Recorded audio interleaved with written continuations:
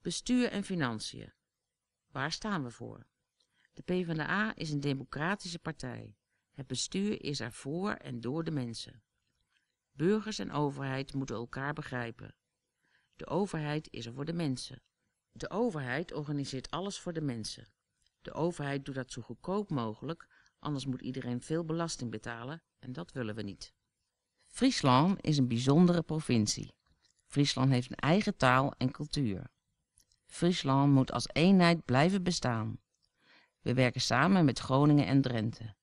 Samen met provincies uit het buitenland zorgen we met elkaar voor de Waddenzee. In Friesland wordt ook goed samengewerkt tussen provincie en gemeente. Dat kan nog versterkt worden. De provincie moet dat coördineren. De provincie houdt ook toezicht op de financiën van de gemeenten. Ze doet dit om te voorkomen dat de gemeente te veel geld uitgeeft. Daar zouden de mensen last van kunnen hebben. De PvdA vindt dat de gemeenteraden bepalen of gemeenten willen samenwerken of fuseren. Dat gaat nu best wel goed en de PvdA wil dus zo verder gaan. De provincie moet ervoor zorgen dat ze zelf ook niet te veel geld uitgeeft. Het huishoudboekje moet op orde zijn. Wat gaan we precies doen? We willen onze inwoners meer zeggenschap geven.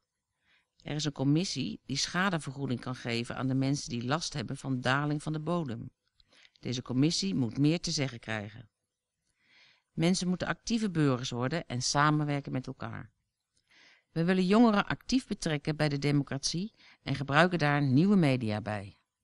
We willen dat de provincie samenwerkt met de gemeente en het waterschap als dat handig is en goedkope oplossingen biedt.